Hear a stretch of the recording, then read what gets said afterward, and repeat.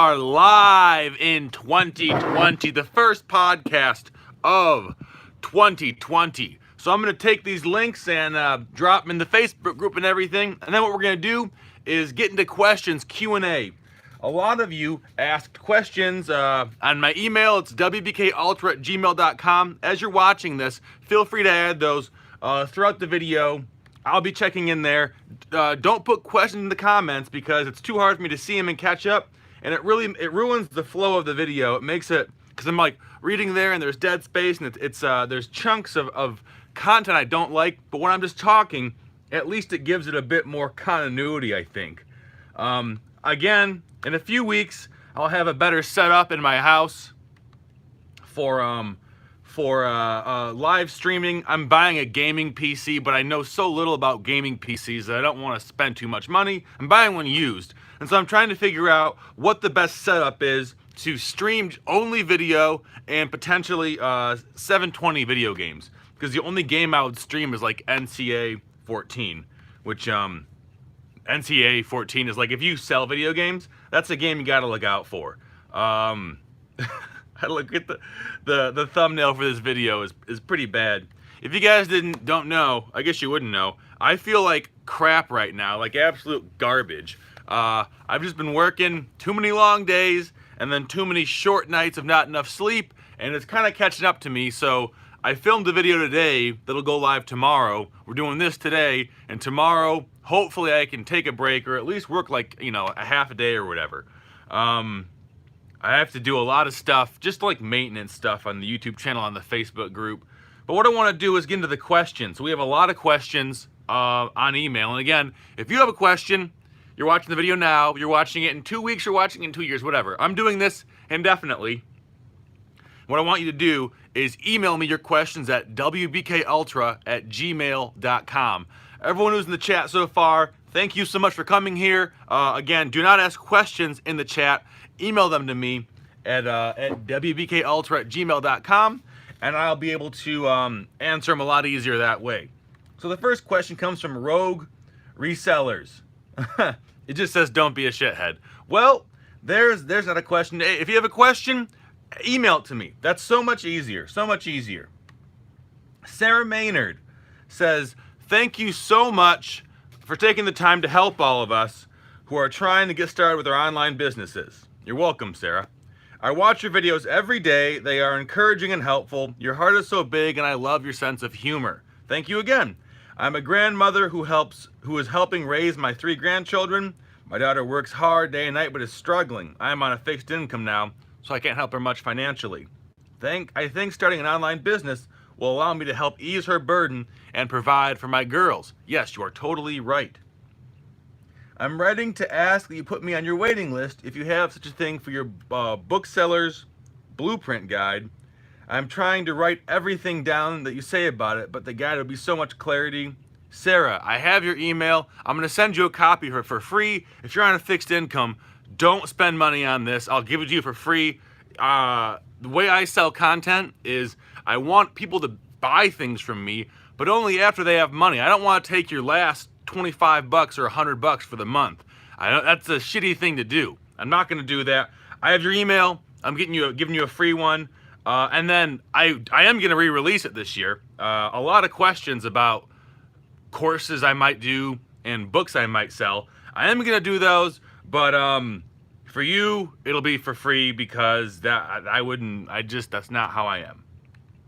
So yes, I guess, yeah, the answer to your question is I am re-releasing the Booksellers Blueprint in 2020. It's going to have a lot of updates, a lot of things I've learned doing truckloads of books. It's going to involve a lot more about time management, a lot more about getting employees, a lot more about is it scalable? Because we know it's profitable, but at a certain point, what is the difference between working 90 hours a week at job A or working 90 hours a week doing your own business? I mean, one, you're making more money, I guess, but if the end goal is more freedom, then I think we have to take more things into account than just profit loss. Here's a question from Daniel Kruger. Daniel Kruger. Hi, Walter. I love your content. Thanks for all your help. Daniel, you are welcome. Question for you. Are you copying any final holiday stuff? I saw some Harry Potter ornaments at Walgreens last night at 50% off, and I was tempted to buy them. 2 of them had 2019, and the others didn't have the date. Maybe for next year. Thanks, man. Take care. So yes, I made a video, and actually the day after Christmas, I think, about Lowe's holiday clearance. And what I said is we need to, what did I say? Okay, so I said what I would buy is the Christmas trees. I looked at some of the blow up stuff, and a lot of those were like Lowe's own brand. A lot of those were Home Depot brand. There were some Disney branded ones, which are good. Halloween, I'm always buying up all the Nightmare Before Christmas stuff after Halloween's over. I would probably do, Disney stuff, Marvel Universe stuff, big iconic brand stuff that is not tied to a year. That I might buy that. For my current business model, I'm not doing that because I have all this shit here, as you can see. But for you, the good thing about ornaments are they're small. Around Christmas, I think I sold maybe 10 ornaments that I have picked up over the year at thrift stores. I sold like a few Jungle Book ornaments. I sold a Lion King ornament from the Broadway show, and my price for those, if there's no other listings, I'll do $50. That's the price I charge for them. And if there are other listings, then I just go and be the buy box or the lowest used prime price if there's no buy box. That question was from Daniel, and he emailed it to me. And if you have a question, email it to me, wbkultra@gmail.com. That's my email address, and I'm getting to them all today. I'm not sure how long the video is going to be. Thank you, KP, for putting the video or the link in the chat. I appreciate that. We have let's see, a long letter from Morgan Sawyer, and basically he starts it off pretty funny. There's a lot of stuff in here I'm not going to talk about because it's kind of just like esoteric things I like and think are funny and interesting. But Morgan, I got your email, and it made me smile, so thank you for that. I appreciate it. Let's see. We got from Wally. Wally has 2 questions, and again, this is at wbkultra@gmail.com. And what I want you to ask me is any questions you have about how to change your business in 2020, any things you're considering changing, any changes you might, you see someone else is doing and you want to know, is it a good idea? I'm making videos later on this week about the changes I'm making, but I want to use this live stream as a chance to only interact with you guys right now. So if you like that, give it a thumbs up because that helps me out a lot. And if you're coming to the video after it's already posted, because I will post this live stream, give it a thumbs up as well. And remember, turn on notifications because that's the only way you're going to get these. I don't really have a schedule yet for my live streams. I should. That's one of my New Year's resolutions, which again is a video coming down the pipe. But for the time being, the only way you're going to know when I'm live is if you hit the bell icon. That's the only one. So Wally says in the email he sent me, and again, if you have questions, email me at wbkultra@gmail.com right now, and I'll answer them right now. What he said, this email was sent 15 minutes ago. He said, are you doing a mentorship program for retail arbitrage? If not mentorship, I think a good idea is to have like 3 or 4 people pair up into groups where we share what our goals are for the week, what works, what doesn't work, etc. So, I used to be 100% against mentorship because I thought that it was a way people were just stealing money, they were selling hope and stealing money, not being very honest about what they're doing. Since then, I have seen some very good mentorship programs. Probably 95% are just trash and really, really bad, but some of these are really good. And I think that they, if they're done right, and if they're done in a way where you're not just taking content that's free offline, repackaging it, and then selling it.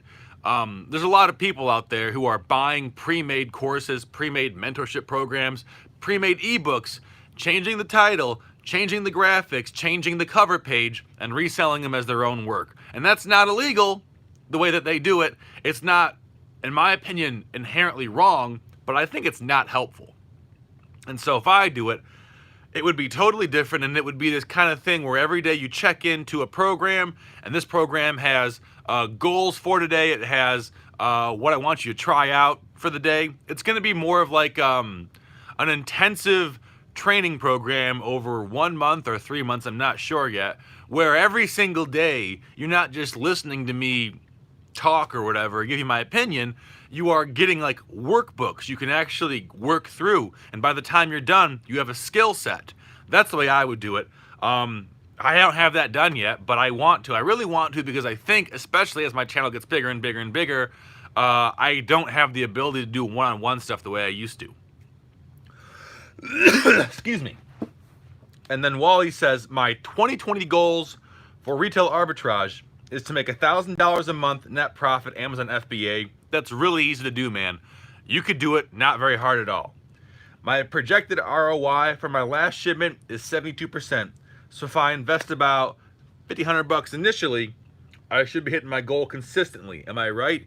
It depends on the sales rank. Now, most retail arbitrage finds you're gonna find are gonna hopefully be in the top 1%, top 0.5%, whatever it is. And so those are gonna sell, hopefully. Now, there's always the time period between when you buy it to when it gets checked in, which in some instances might take weeks. But just looking at the metrics, and from the date your inventory is checked in, most popular retail arbitrage finds are going to be sold in a month. So from that perspective, yes, it should work, but without knowing the items you have, it'd be hard to say. What I would recommend you do is you supplement retail arbitrage with thrift store, with used media like books or DVDs, with something that is more long-term. And so you're making your $1,000, you take $100 out of that every month, or let's say up your goal to $1,100, and then you take your $100 out of there and do used media, and that'll give you a more reliable income. Because what might happen is you see that your ROI is 72% now, and you're buying retail arbitrage items that are in stores. They're in stores all around the country. And there are a lot of people who do RA being retail arbitrage. So you're not always guaranteed that these items are not going to tank. Another way of saying that is you're not guaranteed that this 72% ROI is going to maintain throughout the life of your listing. So by the time you list it, there might be 5 other sellers, and 2 of them might have repricers, and they might reprice down from what at that point was 100% ROI. So you're spending $10 to make $20. To make $10 on top of your profit. You know what I mean? And after 2 weeks of repricing of people who bought 50 of them each, trying to get the buy box going down a nickel each time, every hour, if you reprice every hour and you're doing a nickel per hour, you're losing $1.20 per day. If there's 2 people doing it, that's almost $5 a day. So you can see really easily how this could have a pernicious effect on the price, which you want to avoid. There's a way to make a lot of money doing this. Oftentimes you are buying items that are very popular. When they sell out, then you jack the price up. But if you're doing clearance arbitrage, which a lot of people do, and I do sometimes, or I did last year, it can be bad. It can be bad. So a 2-part answer. I hope it helped. That was Wally's question. Thank you very much for asking. Those were great questions. Okay, so we've got a bunch more questions now. Robert Groenveld. Do you have Amazon configured to collect tax for Michigan?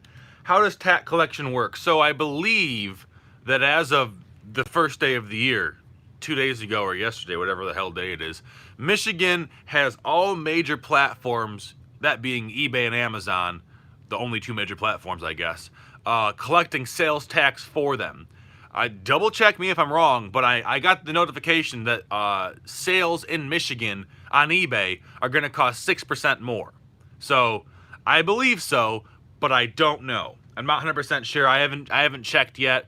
But Amazon is very, very good about making sure the taxes are collected, and eBay's following suit. The likelihood of a state going after you for sales in their state for tax not being collected, most likely, because people watching me are not ginormous sellers, it is very unlikely. Very unlikely. And, on top of that, there's the fact that it's in Amazon and eBay's best interest to do that for you, to collect taxes, because they're the ones who the government's going to go after. G. Turner says, hey, Walt, I am just getting started flipping items and recently flipped something that my job gave me. Smart, it was free. Given that I'm entering this on a small scale, if you were in my shoes, what way would you go? Books, liquidation auctions, or other means? Well, the first thing is, how much space do you have? Do you have a garage? Do you have a studio apartment? Do you have a 4-bedroom house? Do you have a pole barn? That's going to depend what you do. How much time do you want to allocate to this? Do you want to do 5 hours a week? Do you want to do 20 hours a week? Do you want to do full time potentially? Okay, now with those two things being established, let's go through the possible scenarios. You have a lot of space. You don't want to do it full time. You want to go high value items then. So look for like large items you can store in your garage. Maybe you want to do 4-wheelers. Maybe you want to do jet skis. Maybe you want to do mid-century modern furniture. Those are all things that are going to be low time, high value, long tail, slow sales, and high space. Let's say you want to do it casually and you have a studio apartment. I would say definitely do media, do small collectible things, do sports cards maybe, new sport cards, do a niche memorabilia type audience where there are products that are time contingent or discontinued. Time contingent meaning 2020 rookie card for, Justin Herbert, whoever it is, or the guy Joe Burrow, the Heisman winner. When he gets drafted, there's going to be like 2 weeks for whatever team he's on. They're going to want that card, and there's going to be a very high premium put on it. Now, let's say you're doing discontinued media, old CDs that are out of print, books that are out of print, that kind of stuff. If you're doing FBA, they're easy to store in your house while you prep them. Now, let's say you have more time and you have more space. I would say that is where liquidation pallets make more sense because you can store them there. You can store them there. It takes more time, but the cost is very low, and you're going to be making a lot of money. You're going to make about $1 to $2 grand a pallet if you're doing, used media on Amazon. And if you're doing used books, you can make about $500 to $1,000 a pallet. Sometimes way, way, way, way more. If you get a lot of textbooks, for example. So I think that kind of answers your question. And then there's space in between those characteristics, but I think you can fill it out. We got one. Michael Buska. I'm an old guy who's looking to start making some money to supplement my Social Security by selling online. I have heard eBay is watching new accounts like a hawk. I understand there are things you don't want to sell for copyright reasons. Things would you recommend? Thanks.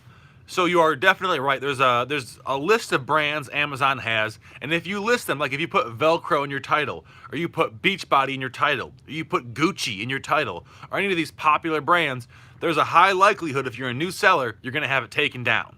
Now, there are ways around this.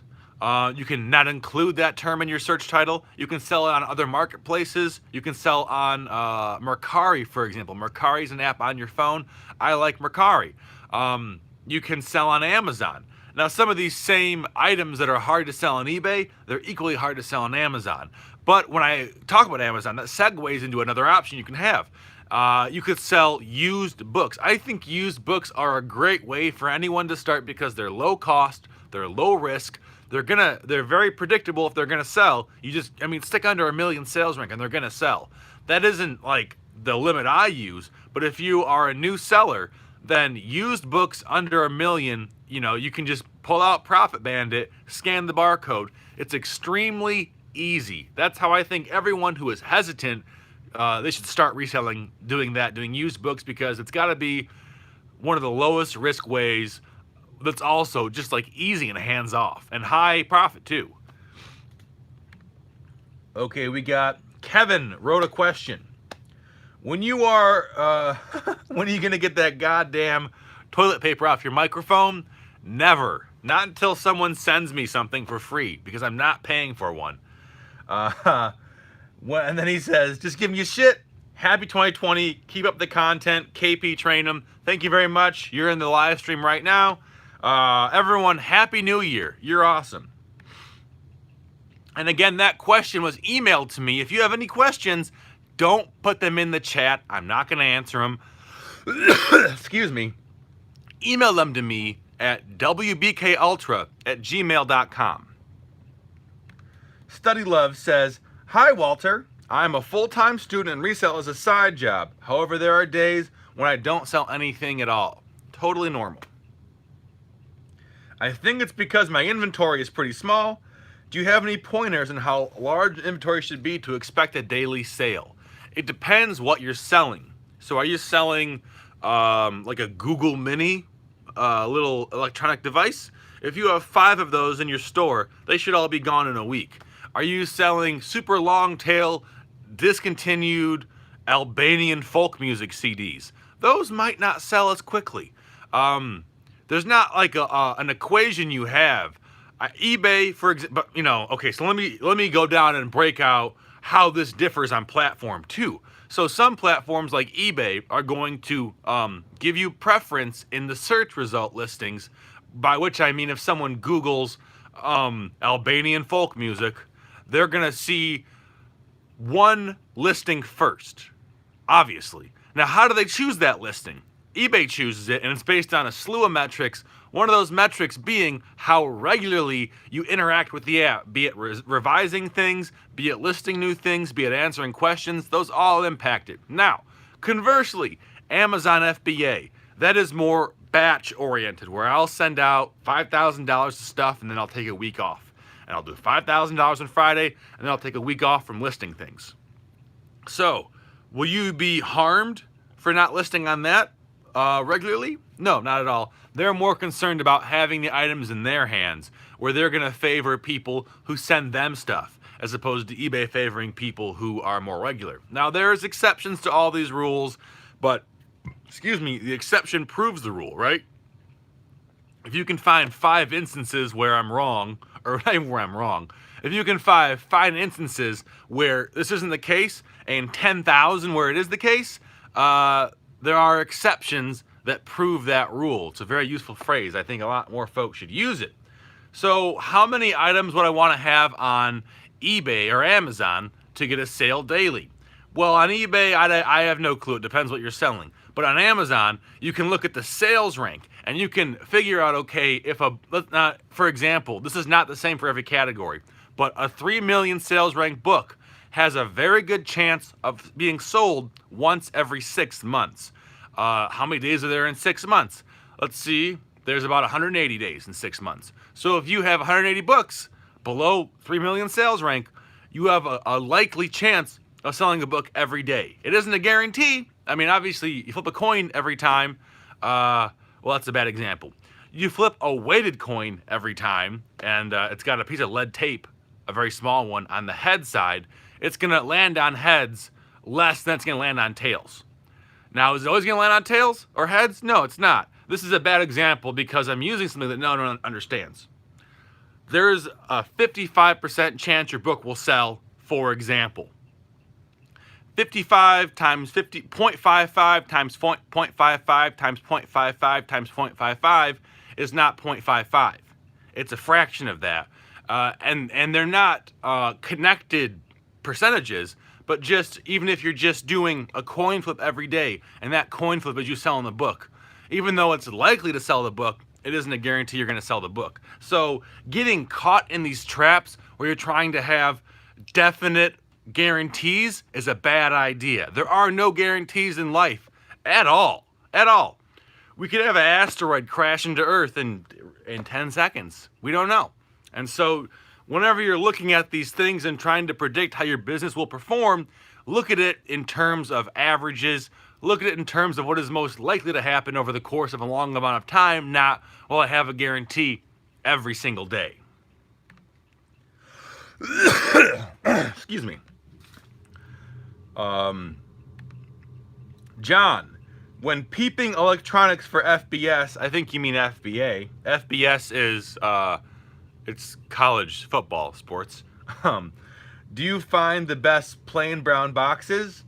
They almost always have a company logo. I found so at Menards, but it's just one size.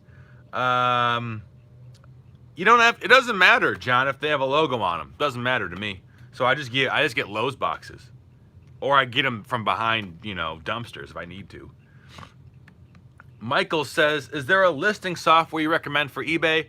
I use Inventory Lab. I previously used ScanLister just for doing bulk books. It was very, very fast, but it offers you no insight into the individual items or very, very little insight compared to Inventory Lab. But I use Inventory Lab now because it's very easy, it's convenient, and I like all the metrics it shows me. Andy says, I'm just getting started with selling CDs on Amazon. Can you go into a little more detail about your decision-making process when deciding what to send into FBA? You look at profit, amount of competition, one or more of the others. Do you add condition notes? Also, any tips on repricing? So my repricing software I use is called Reprice It. It's $9 or $20 a month. I don't remember.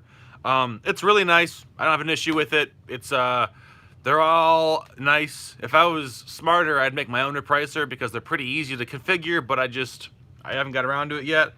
I do add condition notes if they are like new, if they're good.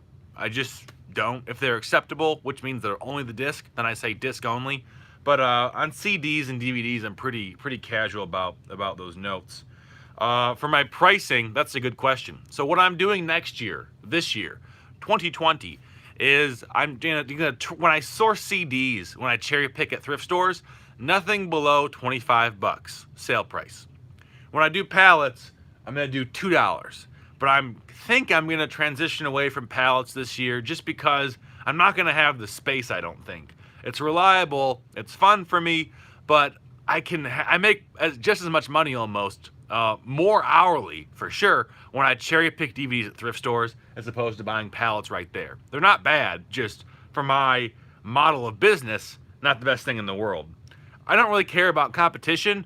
I care more about sales rank, and then I do look at competition, but I look at sales rank first because if there's 1,000 sellers, but it's the 500 sales rank CD, I don't care. I'm going to undercut people. Now, if there's 50 sellers and it's a 250,000 sales rank, then, I'm still going to undercut everyone, but I get a little bit more cautious because that gives you more time for repricers to undercut the profit and, whittle away our money. Dan has a question. It seems like you have multiple income streams. I do. Excuse me. Would you be willing to talk in more detail about that and what do you find most efficient use of your time? I don't know what the most efficient use of my time is.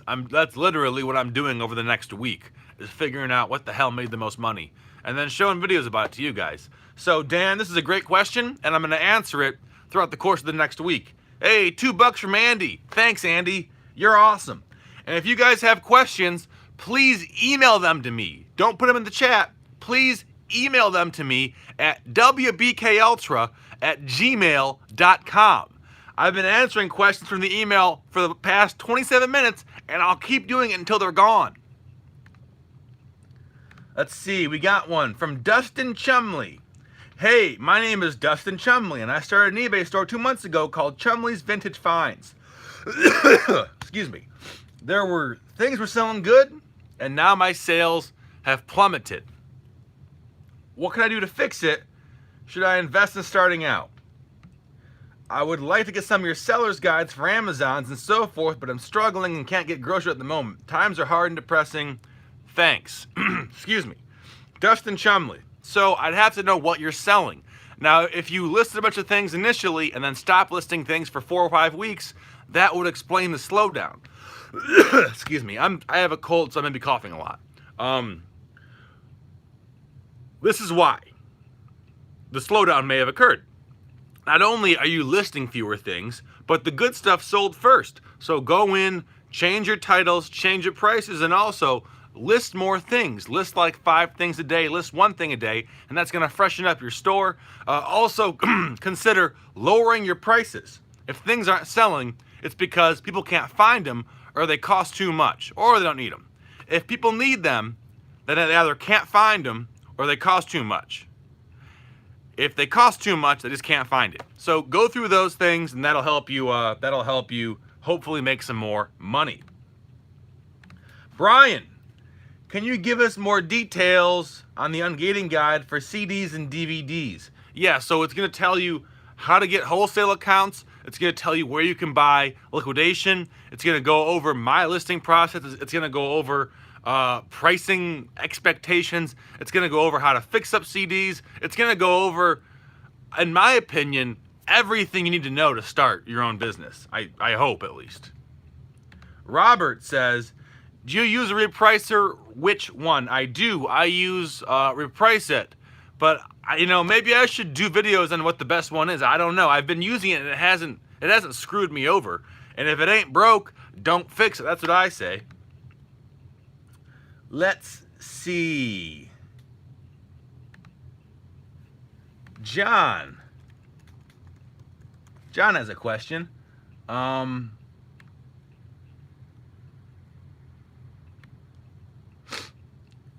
your FBA ready to ship electronics in bubble wrap, or do you box them? That's a great question. So I just posted a video 4 or 5 days ago called the Knoblock method for FBA electronics prep, or some variation of that. And I'm boxing them all. But I'm doing something very special when I box them that essentially has guaranteed me no returns. Or no broken returns, at least. No damaged in transit returns. Excuse me. Watch that video. It's like 4 or 5 days ago. Let's see. A lot of questions here from Blake, which is also my name. What should I start reselling? That's a great question, and it depends on what you are. Now, I recommend everyone starts off on used stuff. Ideally, used books, because used books have barcodes on them. Used books, you're not really going to get into an issue with IP complaints. You're not going to have a lot of returns. It's going to be not like the biggest money maker, but I think it still is I think it's a good way to get used to how FBA works. You get familiar with the listing process, with how you get paid, with everything, and they're usually cheap. So I'd say books. There's like 10 questions here, so I'm going to answer them all off. Which is better, Etsy or Mercari? That's a great question too. I'd say Etsy's better for vintage stuff, for antique stuff, maybe for like mid-century modern furniture. Excuse me. And Mercari's better for impulse buy stuff. Shoes, shirts, collectibles, like Funko Pops. Mercari it populates chronologically. It's all on your phone. I love it for that reason. How are you changing your business in 2020? How am I changing my business in 2020? That's a good question. So what I'm doing, and I'm making videos on this, so if this intrigues you, subscribe. And also, give the video a thumbs up right now. If you're here, there's 70 of you right here. I am dying, I am sick, but I'm making sure you guys have videos. Making sure you have videos, so if you want to support the channel, give it a thumbs up. Buy a Don't Be a Shithead mug. I have mine right here. You all should buy one. They even say WBK 2019 right there, so you know it's legit. If you want to support the channel and support me getting sick to make these videos, I encourage you, much like this guy right here, Dios Kiss. I don't even know how to say his name, but he is a stellar reseller. He's got Don't Be a Shithead merchandise. I feel like there's a lot of resellers on YouTube who appeal to certain demographics. If you're kind of like a dirty guy between the ages of 25 and 45, 55, I'm your reseller. I'm who you should follow. Buy a mug. I digress. So what am I changing in 2020? What am I changing? So I'm trying to up my average sale price. That's huge. My average sale price last year was $20.10, which is not bad because all this stuff you see here is what I was selling.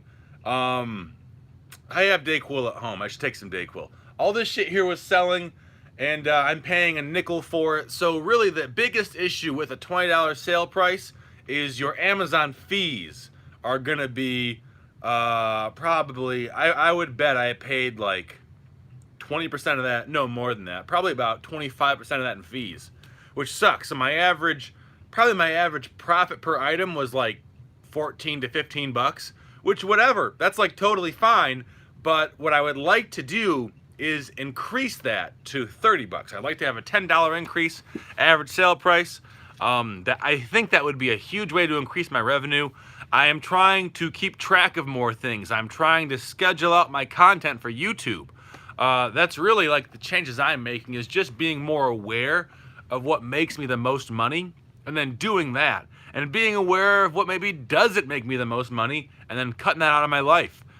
Because I'm not going to live forever. The days are not 1,000 hours long. Time is finite, and I would like to make the most of it. Do I need a warehouse to start? No, of course not. You can start from your bed. You can start from a closet. You can start from a studio apartment. It just matters what size things you can sell. And if you live on like a 15th floor walk up, might be a pain in the ass walking down with all your items. But no, you don't need a warehouse at all. Are you re-releasing the Booksellers Blueprint? They actually said the Booksellers Blue Spring, but it's a typo. I assume it is the book. It's the book I wrote 2 years ago, and I took it down last summer because there were things I had to change to it. I didn't think the advice was the best advice I could give, and so I took it down. I have to do a 2020 update, but yes, I'll be re-releasing it. I should do that soon so everybody can get started for their spring, for the summer, basically. Let's see. Dustin Chumley has a question. When starting eBay business, what should be the first thing I invest in? That's a good question. Something that sells. You should invest in learning how the app works. Because if you go to Solds on the eBay app, you can see how frequently things sell. And you should sell those things. You want to sell something that you're getting multiple sales a day, I think. Things were selling good and have now killed off after Christmas. I invest and grow and I feel stuck. Yeah. Dustin, keep it up, man. Change your prices. Use the sold search function to see if the items have sold and sell those things.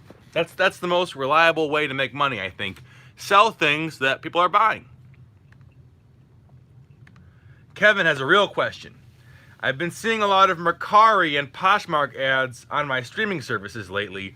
0 eBay ads, though. Interesting. Do you think 2020 is the year that third-tier selling platforms have a real impact on eBay's customer base? I think they've had an impact for a while. Is this going to be the largest year? Probably to date. I don't see eBay, excuse me, I don't see eBay pushing them out of the marketplace anytime soon, but also, I have no reason to believe that they're going to fall off. I have no reason to think that Mercari is going to lose sellers. In my opinion, Mercari is only getting better. They've got really good shipping rates on Mercari now. I think you can ship under £1 for $3 or like $2.99, which is a really good deal. Or maybe it's under 8 ounces. I don't know. But what the point is Mercari is doing things to make selling easier for people. I don't sell on Poshmark, so I have no clue about Poshmark. But eBay, I feel like eBay is trying to make more money, whereas Mercari's still in the seller acquisition phase, or at least they're not totally trying to make money. So it's kind of like, I don't have a reason to think that it's going to change. I got to blow my nose just a minute. I'm seriously dying over here. Sorry.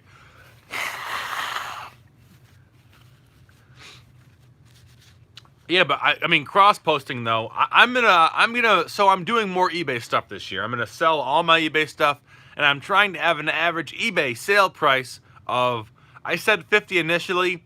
I think $30 is probably more realistic.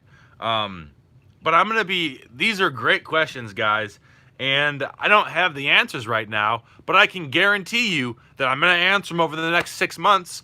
What I'm trying to do this year is do a video every single day. So if just saying it tires me. If you want to learn a lot about how to make money online, my channel this year is the channel to watch, I think. My opinion. I mean, I'm biased, obviously, but that's what I think. So, we're just hitting about 40 minutes, guys. I have answered all the questions that have been emailed to me. Now, if you want me to answer more of your questions in the next live stream, it'll happen sometime next week, probably Tuesday or Thursday. If you want me to answer those questions, email me, wbkultra@gmail.com. I have a podcast going to it. It's just the audio off of these live streams. It's available on Spotify. It's available everywhere, it seems like. Just type in WBK Ultra. You'll find everything you need to know. I'll see you guys later. And my last plea to you, buy a mug. They're like 20 bucks. They're really cool. I make 11 bucks off of these. I appreciate, no, I make 15 bucks off of these. Oh yeah, because I gotta buy 10,000 of these motherfuckers. So I've already sold about 40, only a bunch more. Only 14,960 more. See you later. Good luck with those New Year's resolutions, and if you're getting sick, drink some water and some alcohol.